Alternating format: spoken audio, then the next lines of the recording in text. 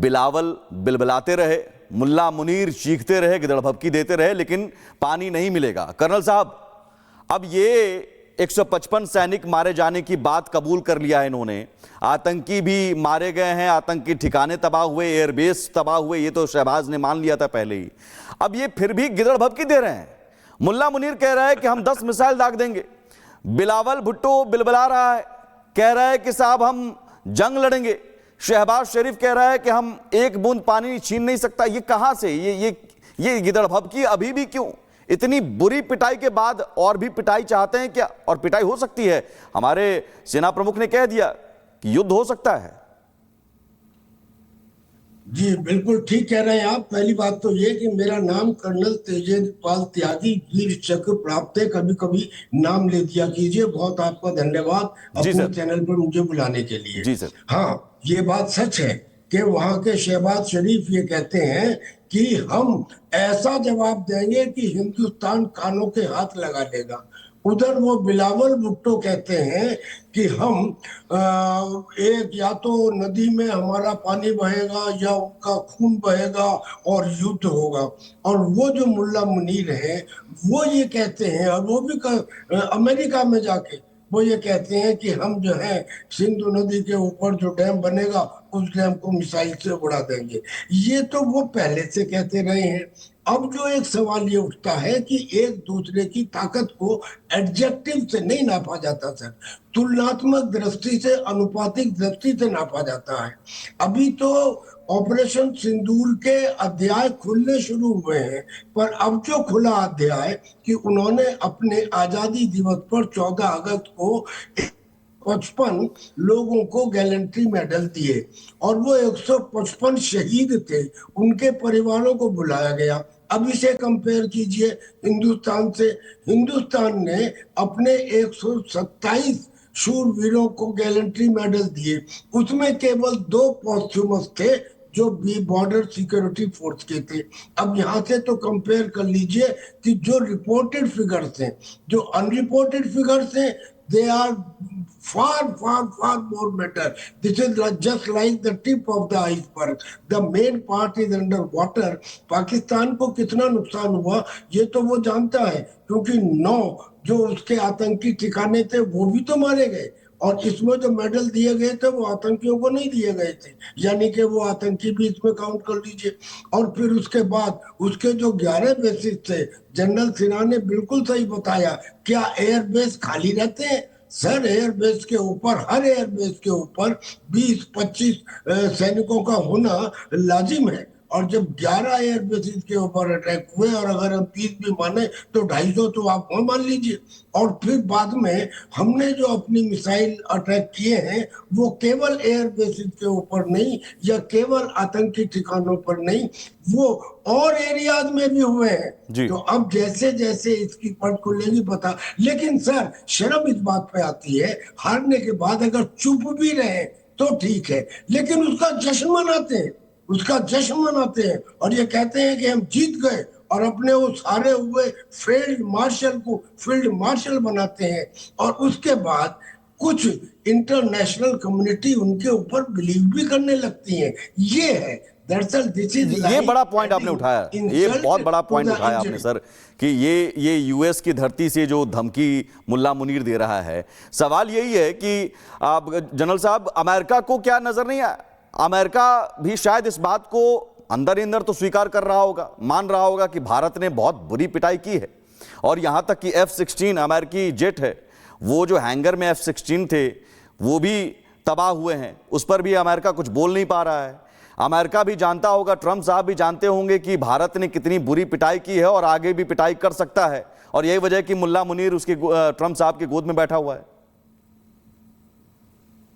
देखिए, आप बहुत सही बता रहे हैं। जो उनका केवल ऐसा नहीं कि उनका कोई पोस्ट आकलन है ऑपरेशंस के बाद, अमेरिकन की जो बात मैं कर रहा हूं, जो आपने भी किया, बात यह है कि वो तो खुद वहां पर हैं, इन जितने भी इनके एयर बेसिस हैं उसके अंदर में भी उनके एसेट्स हैं, और वो एसेट्स के अंदर में उनको पूरा पता है कि किस तरह से हुआ। और अभी तो 6 जो एयरक्राफ्ट हैं जिसका आपने जिक्र किया, और हमारे एयर चीफ ने जिक्र किया, कि वो तो उन्होंने नाम लेके जिक्र किया कि उसमें F-16 है, उसके अंदर एवेक्स सिस्टम है जो 6 एयरक्राफ्ट की। और त्यागी साहब जो बता रहे थे, उन्होंने वॉर लड़ा है। देखिए, इनको वीर चक्र मिला है और ये भी 9 वीर चक्र कल मिले हैं हमारे उन जाबाज पायलटों को जो उन्होंने भाग दिया था, और वो अब्सोल्युटली जमीन में बड़े फक्र के साथ छाती उठा के चलते हुए अपने मेडलों को लगाएंगे। और जो वहां पर बांटा गया है 155, वो मरणोपरांत दिया गया है। तो ये तो आपने खुद अपने इसमें बताया और ये पाकिस्तान के टीवियों के मार्फत से मिल रहा है। देखिए, दीपक बोरा साहब का 5 से भी ज्यादा दशक का पूरा इनका जो कार्यकाल रहा है, और बहुत लंबा और बहुत इतनी ज्यादा इफेक्टिव रहा है। इनको इन चीजों के बारे में ज्यादा पता है, क्योंकि ये पोस्ट ऑपरेशंस या प्री ऑपरेशंस के पहले ये लोग डील करते रहे हैं, जो सामरिक तरीके को भी करते हैं, क्योंकि इनके डिप्लोमेसी में उसका हिस्सा होता है। तो इनसे इन्होंने से बताया कि इनकी जो फितरत है, आप तो हमें ये करते रहना है। मैं आपको कॉन्ग्रेचुलेट करता हूं कि आप इन बातों को देखिए। उनकी यौम आजादी 14 तारीख की थी, हमारी स्वतंत्रता दिवस कल थी। वहां के प्रांगण से भी साहब ने खुल करके बताया, और इसको बार बार बता रहे हैं, क्योंकि यही है नैरेटिव बिल्डिंग। आप कहते हैं ना अमेरिका मानता नहीं, अमेरिका नहीं मानेगा, उसका जियो स्ट्रैटेजिक सेटिंग हो रही है, और मैं इसमें कहीं गलती नहीं मानता। ये ट्रांजिशनल होता है समय का। आपने दीपक वोरा साहब का जिक्र किया है, मैं रोक रहा हूं। दीपक वोरा साहब का भी यहां पर जरूर मैं उनकी भी बात सुनूंगा कि अमेरिका ट्रंप साहब को लेकर दीपक वोरा साहब का कमेंट लाजवाब होता है अपने आप में, बहुत शानदार आप कमेंट करते हैं। ट्रंप साहब भी जब मुल्ला मुनीर से मिले होंगे लंच पर या फिर मिलते होंगे, तो क्या कहा होगा कि ज्यादा पिटाई हो गई? आपको साफ बता देता हूं, जो मेरे मित्रों ने मुझसे कहा है, हमारा अपना व्हाट्सएप ग्रुप है, उन्होंने कहा कि उसने पतलून उतार दिया अंदर ले जाके 2-4 बैंत मारे पिछवाड़े पे कि तेरे बचा नहीं सका मेरे न्यूक्लियर एसेट्स जो वहां पड़े थे, तू क्या कर रहा है। खूब उसको झाड़ लगाई, और फिर बचा हुआ 2 दिन पुराना भोजन भी उसको खिला दिया। अब इतनी मार लगाई तो ये रो पड़ा हुआ। I am not exaggerating. इसकी आंखों में आंसू थे, है तो ये बेवकूफ डरपोक है।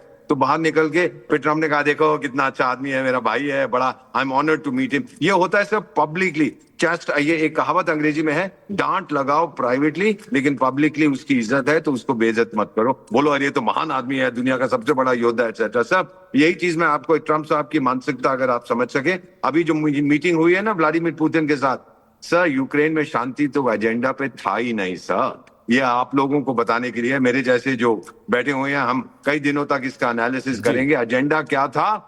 ट्रम्प पुतिन साहब कहते हैं भाई वो 3 चीजें, नो नेटो, जो धरती मैंने हड़प कर दी है वो मेरे पास रहेगी, और यूक्रेन की मिलिट्री अब शक्तिशाली नहीं बनेगी। और ट्रम्प बोला जो मुझे नेचुरल रिसोर्सेज चाहिए वो मेरे। अरे जेलेंस्की गया अमृतसर के छोले खाने, और जो यूरोप में बाद में निकलते हुए ट्रम्प क्या कहता है, अब ये जो गेंद है ये उस कोर्ट में है जो यूरोप और यूक्रेन की है। यानी मैंने अपने हाथ धो लिए, मुझे जो चाहिए था मिल गया। सेम चीज ये मुल्ला मुनीर के साथ करेगा। जब ईरान को ठोक देगा, उसका बाप बोलेगा अरे मुल्ला तू जिंदा है अभी भाई, मैंने सोचा तू गुजर गया। लगता है कि मुल्ला मुनीर भी जानता है, लेकिन शायद डर इस बात का है, खौफ इस बात का है कि भारत फिर से न पिटाई कर दे, इसलिए ट्रंप साहब के पास चले जाओ। कर्नल साहब, यही वजह है? और दोबारा पिटाई होगी क्या? जनरल उपेंद्र द्विवेदी साहब का बयान 10 अगस्त को कि युद्ध फिर से होगा।